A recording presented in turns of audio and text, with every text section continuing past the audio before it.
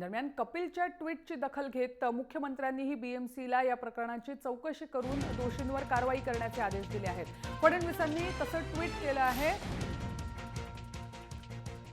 पहिलं ट्विट कपिल शर्माचं। कॉमेडियन कपिल शर्मानं आज दावा केला होता की बीएमसीच्या अधिकाऱ्यांनी त्याच्याकडनं 5 लाख रुपयाची लाच घेतली ऑफिस थाटण्यासाठी, आणि मग हेच का अच्छे दिन असा सवाल त्यांनी या ट्विटच्या माध्यमातून पंतप्रधान नरेंद्र मोदींना केला होता। त्याची दखल घेत मुख्यमंत्र्यांनी काय त्या ट्विटला उत्तर दिलंय आता तुम्ही बघताय।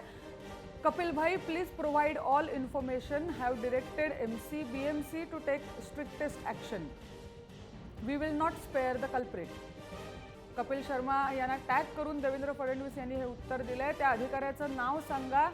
बीएमसीला तसे निर्देश दिलेले आहेत की त्या व्यक्तीविरुद्ध, त्या अधिकाऱ्याविरुद्ध तत्परतेने कारवाई करण्यात येईल। दरम्यान या प्रकरणावर भाजपचे किरीट सोमय्या आणि राम कदम यांनी काय प्रतिक्रिया दिली आहे ती पाहूया।